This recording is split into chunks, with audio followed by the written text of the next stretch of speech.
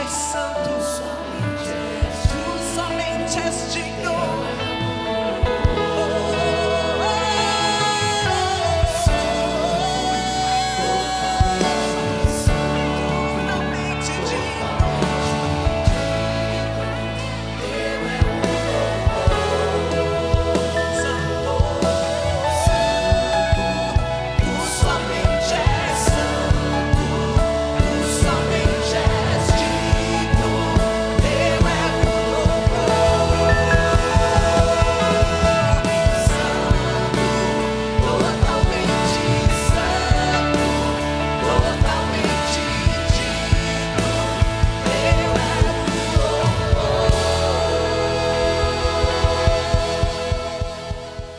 Queridos, quantos de vocês sabem que Deus é bom? Deus, Ele é muito bom. Deus, Ele é tão bom, tão bom, tão bom, que quando Ele criou o ser humano, Ele criou o ser humano à sua imagem e à sua semelhança. Deus, Ele é tão bom, tão bom, tão bom, que quando Ele criou o homem, quando Ele criou a humanidade, colocou a humanidade para morar em um jardim. Quantos de vocês já viram um jardim bem bonito? Aquilo, as flores todas combinando as suas cores, né? Aquele buchinho assim, aquele arbusto bem podadinho, as árvores viçosas, né? As folhas não murchas, sabe aquele verde bonito, aquele jardim, sabe aquela coisa assim que você olha e fala, uau, isso aqui é bem feito. Quantos de vocês já viram um jardim desse tipo? Né? Se você não viu pessoalmente, alguma foto você já viu de um jardim assim. E esse jardim que você fez, foram mãos humanas cuidando daquele jardim. Agora imagina Deus plantando um jardim, cuidando de um jardim, organizando um jardim, e naquele jardim então, Deus coloca a humanidade. Coloca um homem chamado Adão nesse jardim e fala, ei, os meus planos para você é que você viva nesse jardim. Eu fiz você a minha imagem, a minha semelhança. Olha a grandeza daquilo que Deus sonhou para você, ser chamado imagem e semelhança de Deus. Eu e você às vezes não nos vemos assim, mas Deus nos chamou para sermos a sua imagem e semelhança, Ele nos criou com essa característica, e nos colocou para morarmos, habitarmos em um jardim plantado por Ele mesmo. Deus é bom, Deus Ele é muito bom. Jardim significa beleza, jardim significa vida. Era nesse jardim que Deus tinha comunhão com o homem. Deus tinha um relacionamento com o homem, Ele falava com o homem ali, Deus ouvia aquilo que o homem tinha a dizer, e Deus também falava com o homem naquele lugar, naquele jardim. Você já pensou que privilégio é poder conversar com Deus? Talvez fechar os seus olhos e dizer Deus, e ter a certeza de que existe um Deus, e Ele está te ouvindo. Você já imaginou o tamanho do privilégio que é isso? E a humanidade então foi criada por Deus, a sua imagem e a sua semelhança, colocada num jardim que significa beleza, significa vida, significa prosperidade, significa abundância. E Deus então vinha naquele jardim e conversava com o homem. Deus é muito bom. Deus, Ele é perfeito em seus planos, em sua vontade, em sua soberania. Deus é perfeito, Ele é muito bom. Mas algumas vezes eu e você olhamos as circunstâncias ao nosso redor, olhamos as coisas que estão acontecendo, e somos capazes de questionar essa bondade, não é mesmo? Se Deus é tão bom, por que existem pessoas enfermas? Pessoas morrendo de fome? Por que existe morte?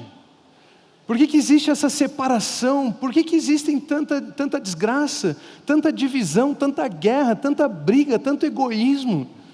Não é verdade? Porque se Deus é tão bom, por que existe tudo isso? E eu quero, pela graça de Deus, ler alguns textos bíblicos para nós podermos responder por que essas coisas existem e quais são os verdadeiros planos de Deus para mim e para você. A Bíblia nos ensina, no primeiro livro da Bíblia, em Gênesis capítulo 2, versículos 15 a 17, a Bíblia narra a seguinte história, diz o seguinte, conta como o homem foi criado e o que Deus tinha para ele. O Senhor Deus colocou o homem no jardim do Éden, para cuidar dele e cultivá-lo. Ou seja, homem, eu vou colocar você nesse jardim, nesse belo jardim, e eu quero que você cuide desse jardim e cultive esse jardim. Aproveite da abundância desse jardim. O Senhor Deus ordenou ao homem, coma livremente de qualquer árvore do jardim. Você consegue imaginar esse jardim tão belo, quantos frutos tinha nesse lugar, e ele poderia comer livremente de qualquer uma dessas árvores.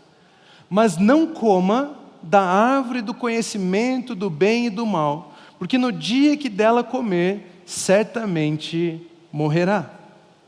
Deus é muito bom. Ele criou o homem, colocou ele, o homem, no jardim para governar, cultivar, administrar aquele jardim, aquele lugar cheio de abundância. Deus disse: você pode comer livremente de todas as árvores do jardim, mas não coma de uma, porque se você comer dessa uma, você morrerá. Você vai ter que se afastar de mim. Morte na Bíblia significa separação.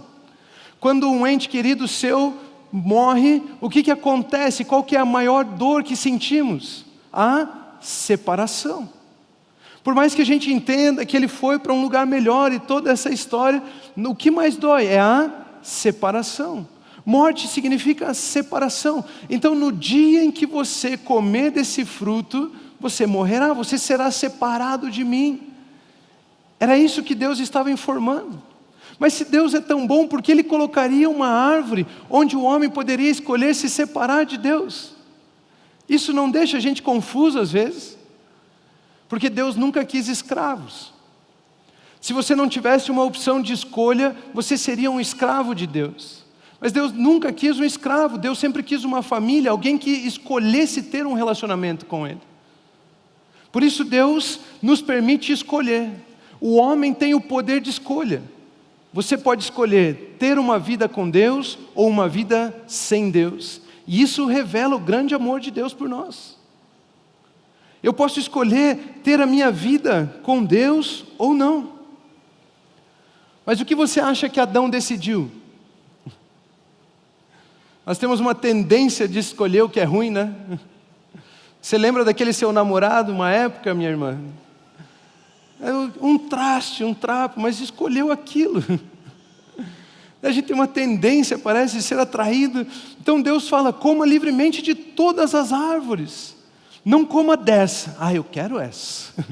A mãe falou: tem tanto homem, não namora esse trapo, esse safado. Eu quero esse.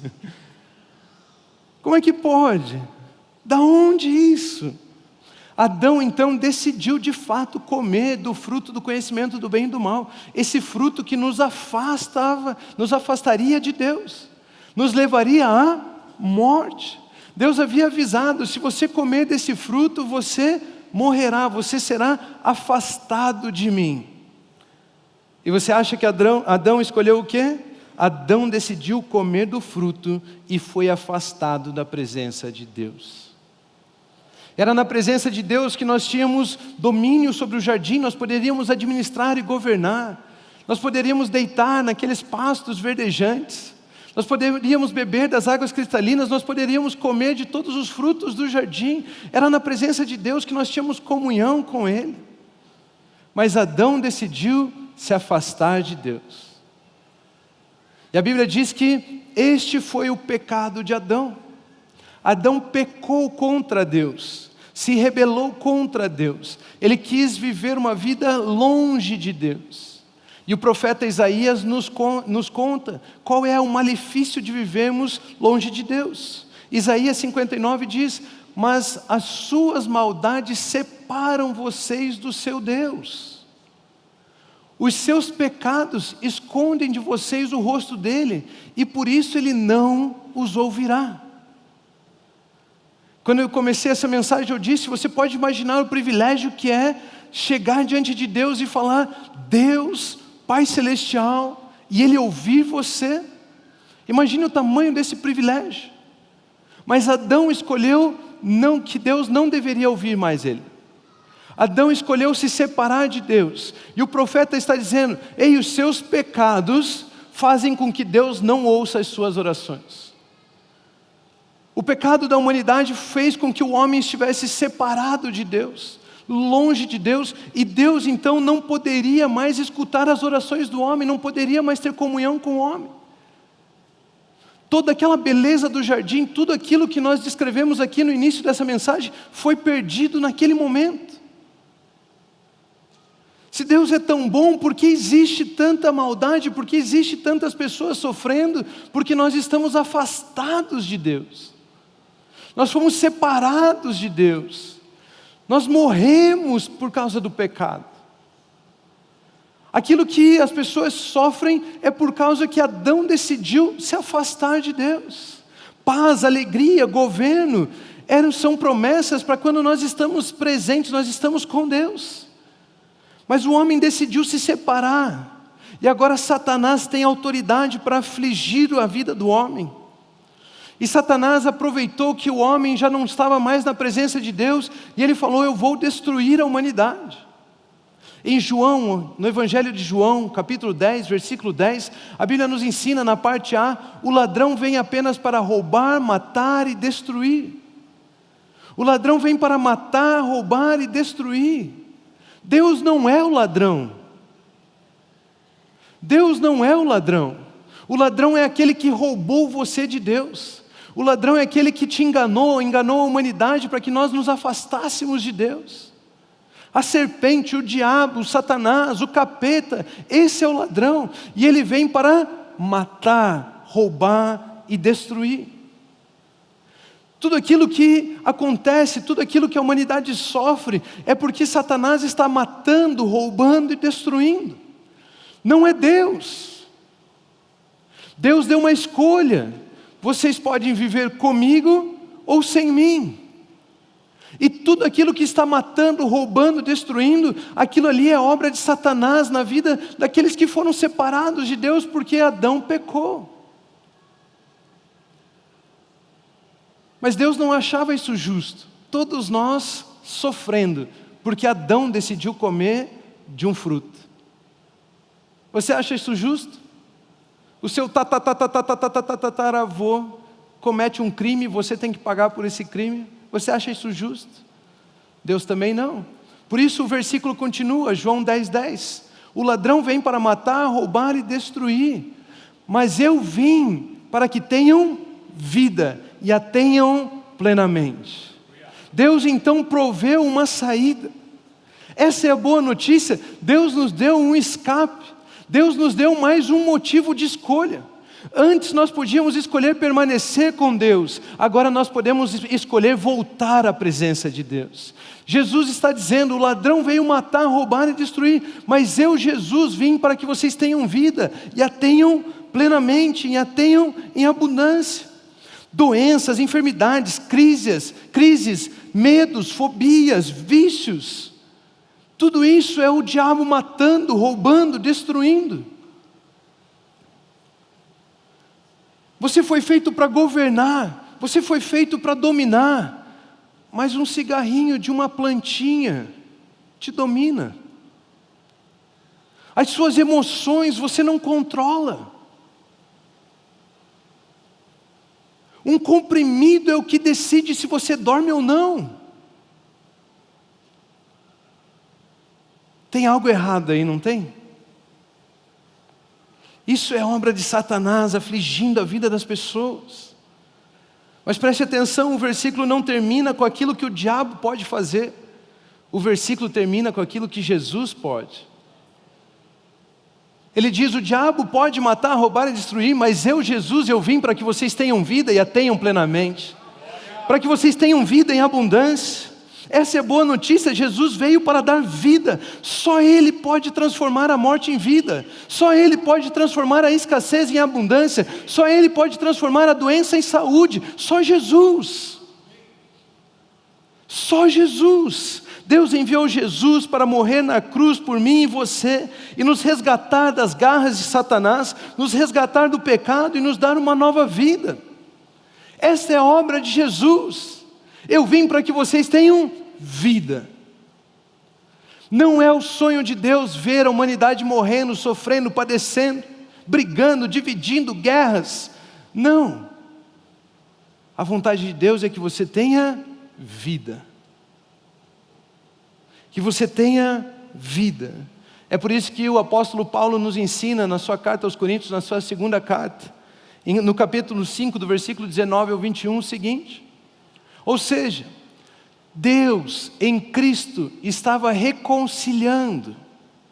Se nós tínhamos comunhão com Deus e fomos afastados, o que nós precisamos? De uma reconciliação.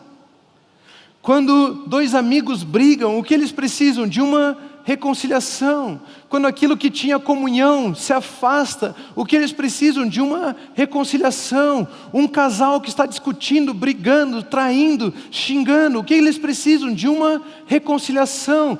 Deus em Cristo estava reconciliando consigo o mundo, não levando em conta os pecados dos homens, e nos confiou a mensagem da reconciliação. Portanto, somos embaixadores de Cristo, como se Deus estivesse fazendo o seu apelo por nosso intermédio. Por amor a Cristo lhes suplicamos, reconciliem-se com Deus. Eu estou aqui suplicando, você, reconcilie-se com Deus. Suplicar é estar de joelhos diante de alguém e falar, por gentileza, por favor. Queridos, isso que você está sofrendo, isso que você está passando, essa dor, essa enfermidade, isso tudo não é obra de Deus na sua vida. E eu estou aqui hoje como um mensageiro de Deus, de joelhos diante de você, dizendo, reconcilie-se com Deus. Volte a ter comunhão com Deus. Deus tornou pecado por nós, aquele que não tinha pecado. Jesus assumiu o meu e o seu pecado na cruz. Ele foi pregado naquela cruz. Ele Ele pagou a nossa dívida. Foi Ele quem morreu por mim e por você, para que nele nos tornássemos justiça de Deus. Deus estava em Cristo reconciliando consigo o mundo. Quando Jesus Cristo estava na cruz, era um convite de Deus a toda a humanidade, a todo mundo, para voltarem para o jardim. Era a mensagem do perdão, onde toda culpa, toda condenação tem que ir embora, onde a autoridade de Satanás sobre a sua vida acaba, onde a autoridade da culpa e da condenação sobre você findam. Jesus era o convite, era a mensagem de Deus, era o convite de Deus para que nós voltássemos para a vida de comunhão com Ele, para que nós pudéssemos voltar para o jardim. Por isso Ele diz, Ele estava reconciliando consigo o mundo. Queridos, como nós estamos em um seminário de evangelização, eu quero dizer para você que participa de qualquer frente de evangelização, essa é a nossa mensagem. Essa é a única mensagem que vocês devem pregar. Reconciliem-se com Deus. Nós somos embaixadores nesse mundo que dizem, reconciliem-se com Deus. Você tem uma frente de evangelização, não viaja, reconcilie-se com Deus. Essa é a mensagem. Essa é a nossa mensagem, reconciliação com Deus através de Cristo Jesus. Só essa. Reconciliem-se com Deus. É por isso que Jesus pôde dizer no Evangelho de João, capítulo 14, versículo 6. Respondeu Jesus, eu sou um caminho?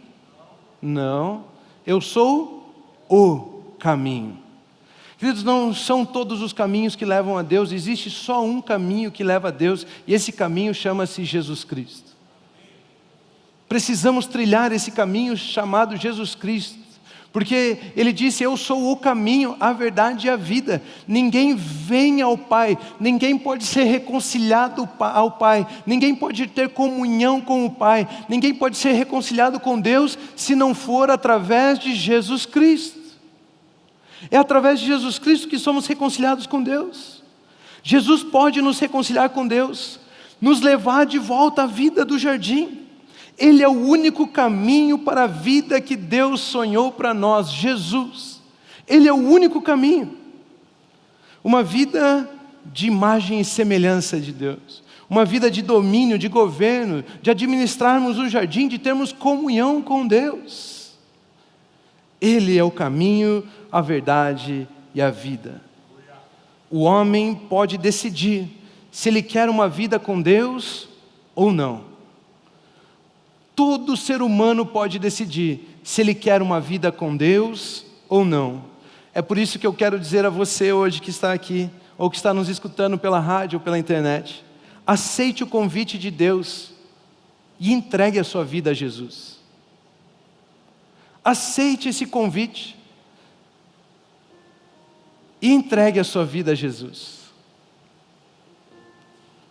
Deus já fez o convite. Ele já falou: você quer se reconciliar comigo? Você quer voltar a ter comunhão? Você quer voltar para a vida do jardim? Eu quero incentivar você, aceite esse convite. Entregue sua vida a Jesus. Como? Como que eu posso aceitar esse convite? Recebendo Jesus Cristo em sua vida como seu Salvador. Reconhecendo que você sozinho não pode, não consegue se salvar, mas em Cristo Jesus você encontra a salvação. Como me reconciliar com Deus? Receba Jesus Cristo na sua vida.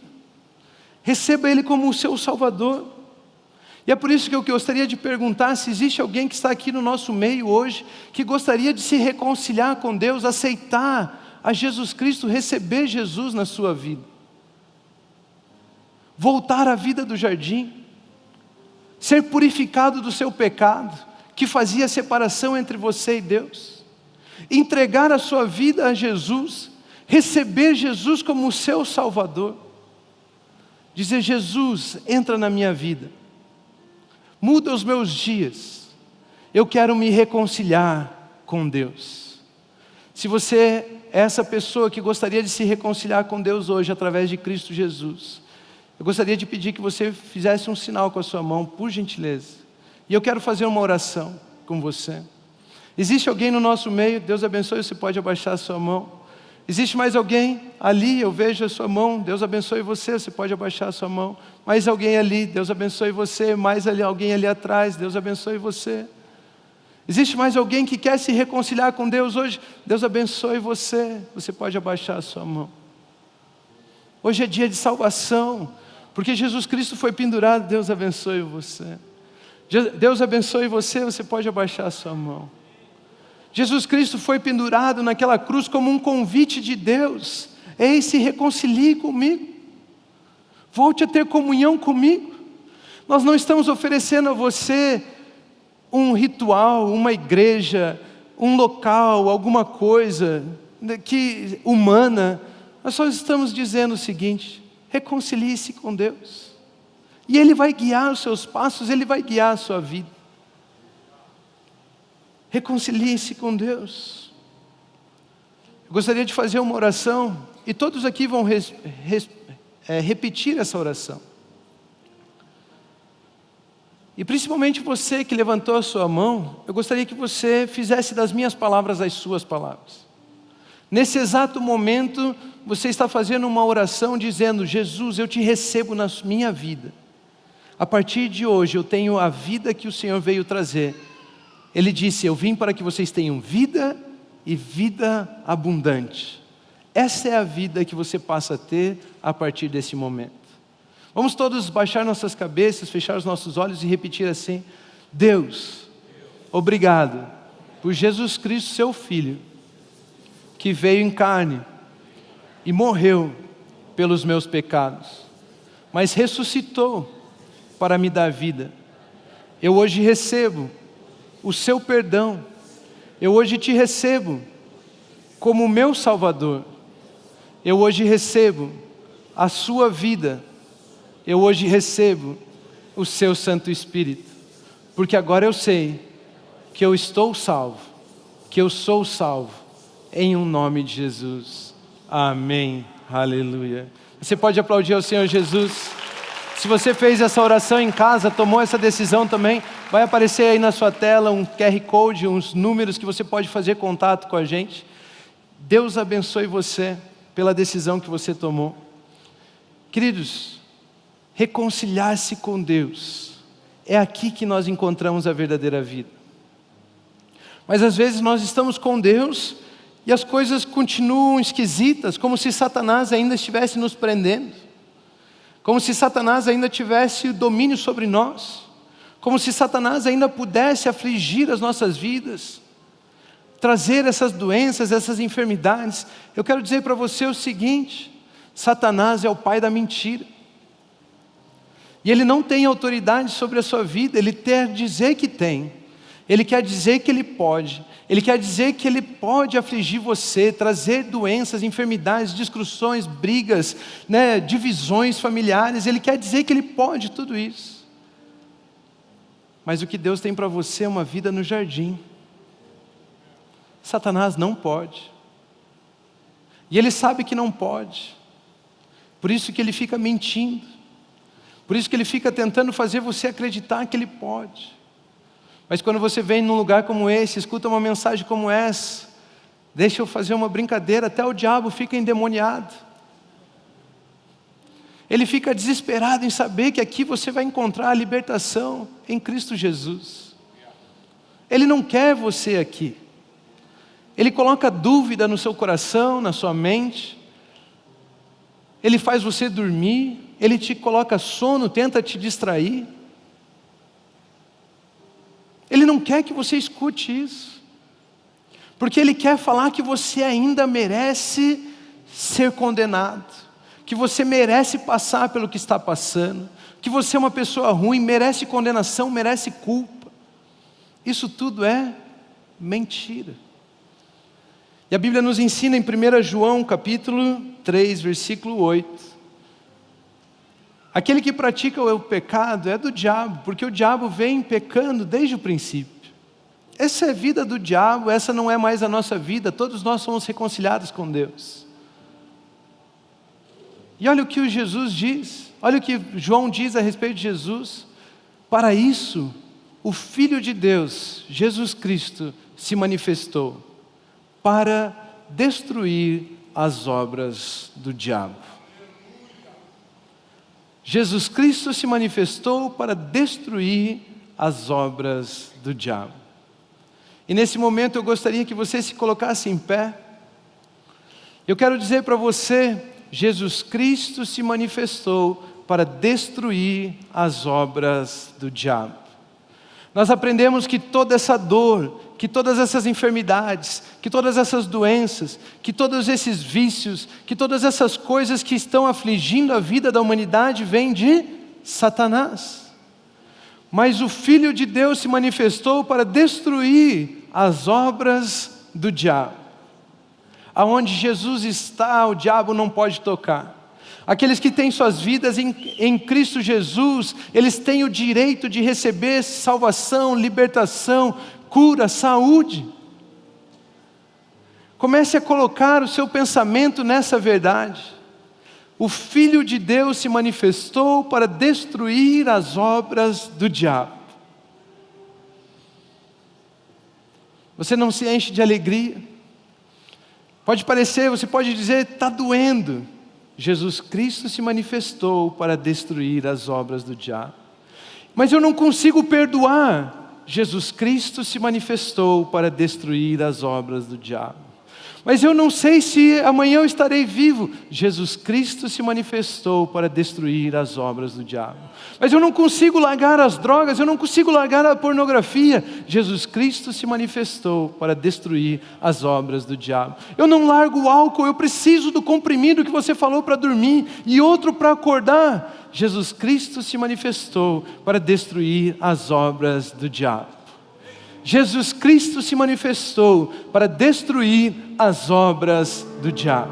Quando Abraão ouviu a tua voz, o seu coração se encheu de fé em seu caminho.